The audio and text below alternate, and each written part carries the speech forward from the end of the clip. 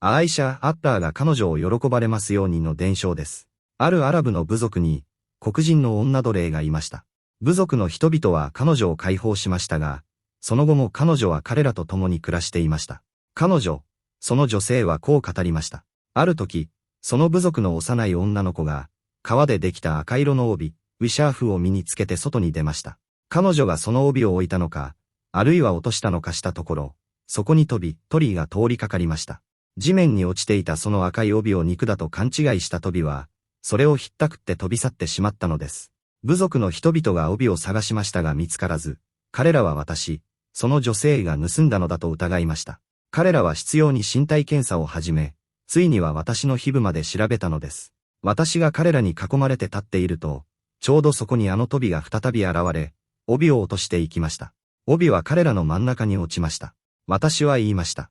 これこそ、あなた方が私を疑ったものです。あなた方は私がやったと決めつけましたが、私は無実でした。ほら、これがその帯です。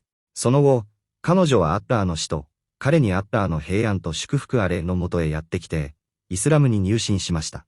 アーイシャは言います。彼女はモスクの中に小さなテント、あるいは小屋を構えて住んでいました。彼女はよく私のところへ来てはおしゃべりをしてくれましたが、私のそばに座ると必ず次のような詩を口にするのでした。あの帯の日は、私たちの主の驚くべき奇跡の一つ。まさにその出来事が、不信仰の蝶から私を救い出してくれた。アーイシャは言います。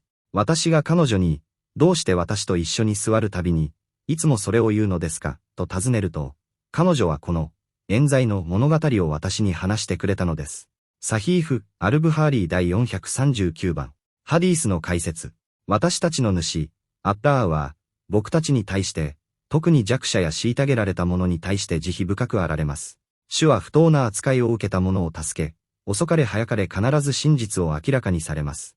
信徒の母アイシャ、アッターが彼女を喜ばれますようにが、あるアラブ部族の黒人女性の物語を伝えています。彼女は奴隷でしたが、部族の人々によって解放された後も、彼らと共に暮らしていました。ある日、その部族の幼い女の子が、スユールを編んで作られ、真珠などで装飾された、ウィシャーフ、赤い飾り帯を身につけて外に出ました。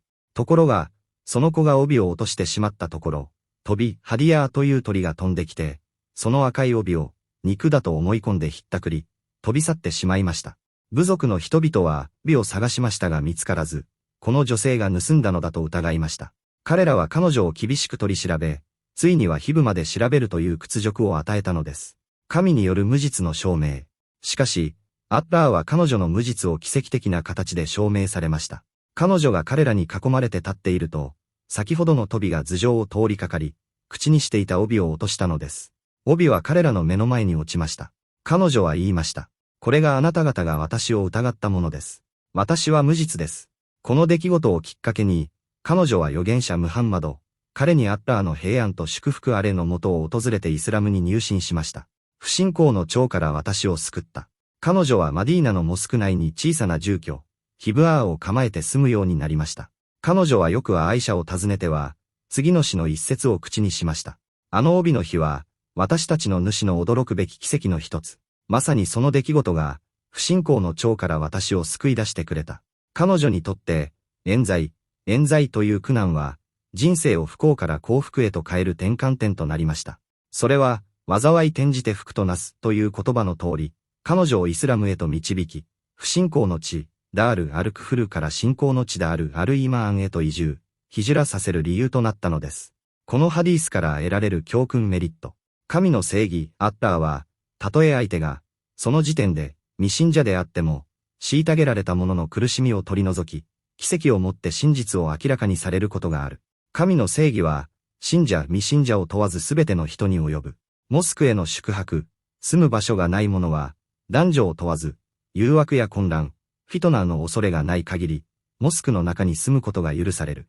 移住、ヒジュラの説く、不信仰の地から信仰の地へ逃れることの尊さ。また、自分にとって辛い事件や試練が起きた場所から離れることは、預言者の教え、スンナーにかなっている。